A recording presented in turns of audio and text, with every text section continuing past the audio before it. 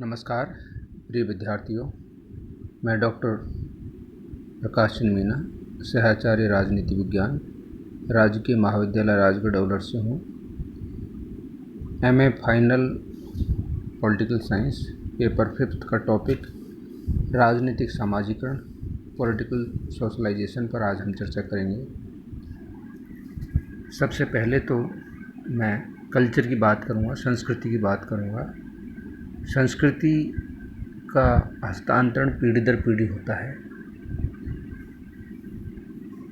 ऐसे कोई मूल्य, ऐसे वैल्यूज़ या संस्कृति के ऐसे तत्व जो व्यवहार में चलन में आ जाते हैं, जो उनको आत्मसात कर लिया जाता है, जब वो पीढ़ी दर पीढ़ी उनका हस्तांतरण होता है तो सोशलाइजेशन बन जाता है। कोई भी जो संस्कृति होती है, अगर उनके तत्वों के नए तत्व साथ जुड़ते हैं और समाज के प्रत्येक व्यक्ति उसको आत्मसात कर लेता है तो वही तत्व सामाजिकरण का रूप धारण कर लेते हैं। ऐसे ही राजनीतिक सामाजिकरण है। राजनीतिक सामाजिकरण वह प्रक्रिया है जिसमें व्यक्ति राजनीतिक तंत्र के बारे में जानकारी प्राप्त करता है। राजनीतिक सामाजिकरण के माध्यम से ही व्यक्ति अपना व्यवहार विकसित करता है। वह राजनीतिक मूल्यों, मानदंडों, अभिमुखीकरणों से तालमेल बिठाने का प्रयास करता है। राजनीतिक सामाजिकरण का क्या अर्थ है?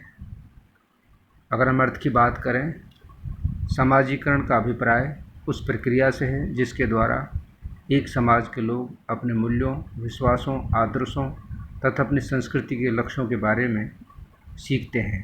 इसी प्रकार राजनीतिक सामाजिकरण भी वह प्रक्रिया है जिसके द्वारा एक राजनीतिक व्यवस्था के लोग राजनीतिक वस्तुओं तथा गतिविधियों के प्रति अपने झुकावों को प्राप्त करते हैं, सीखते हैं। इस प्रक्रिया में राजनीतिक संस्कृति एक पीढ़ी से अगली पीढ़ी में हस्तांतरित होती रहती है।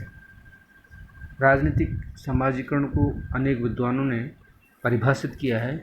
आमंड और पावेल का मानना है कि राजनीतिक सामाजिकरण वह प्रक्रिया है जिसके द्वारा राजनीतिक संस्कृति को बनाए रखा तथा परिवर्तित किया जाता है तथा व्यक्तियों को राजनीति में दीक्षित करते हुए राजनीतिक बातों के बारे में उनके विचारों का निर्माण किया जाता है।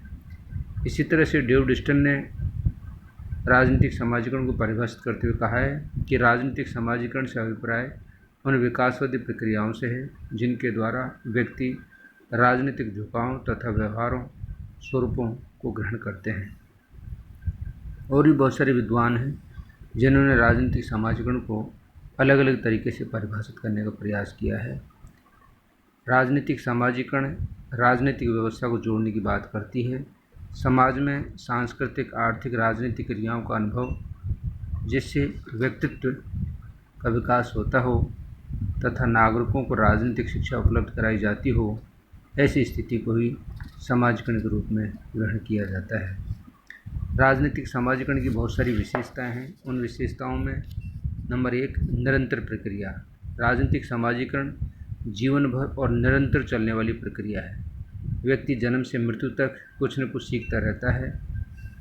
नंबर 2, अनुभव से सीखने की प्रक्रिया। राजनीतिक सामाजिकरण मूलतः अनुभव से सीखने की एक ऐसी प्रक्रिया है जिसके द्वारा व्यक्तियों को राजनीतिक व्यवस्था के सक्रिय सदस्य बनने के लिए तैयार और प्रशिक्षित किया जाता है।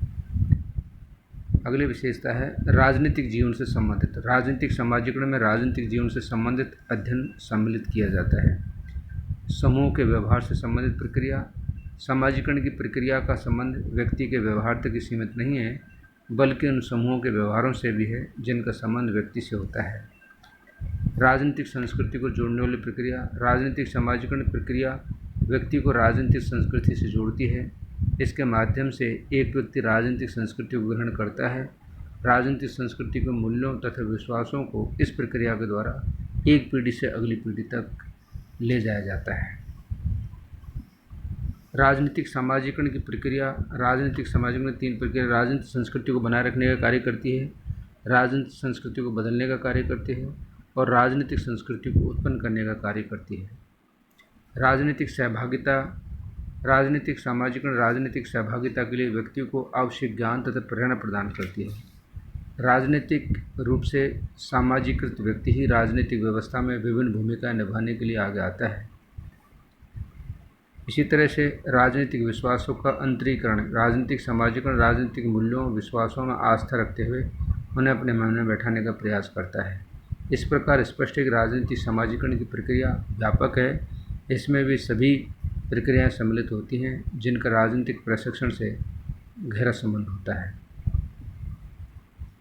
राजनीतिक समाजीकरण की उपयोगिता और कुछ महत्व भी हैं, जिसमें नंबर 1, राजनीतिक प्रक्रिया की प्रकृति का विश्लेषण करने में उपयोगी है। राजनीतिक समाजीकरण राजनीतिक संस्कृति की निरंतरता को बनाए रखने के लिए उपयोगी है। राजनीतिक स्थायित्व और परिवर्तन के अध्ययन के लिए ये सिद्धांत उपयोगी है। राजनीतिक व्यवस्था तथा सामाजिक व्यवस्था के संबंधों का अध्ययन इसमें किया जाता है। राजनीतिक समाजीकरण के अध्ययन में व्यक्ति तथा उसके राजनीतिक व्यवहार, मूल्यों तथा क्रियाओं पर सामाजिक, आर्थिक, सांस्कृतिक तत्वों के प्रभाव का परीक्षण भी सम्मिलित होता है। इस प्रकार इसमें व्यक्ति के व्यापक राजनीतिक व्यवहार का अध्ययन संभव है। संक्षेप में ये कहा जा सकता है कि राजनीतिक समाजीकरण की संकल्पना राजनीतिक प्रक्रिया के अध्ययन की एक नवीन तथा व्यापक संकल्पना है। इस संकल्पना ने राजनीति विज्ञान के अध्येताओं, विद्वानों को अत्यधिक प्रभावित किया है। इतना ही कहकर मैं अपनी वाणी को विराम देता हूँ। धन्यवाद।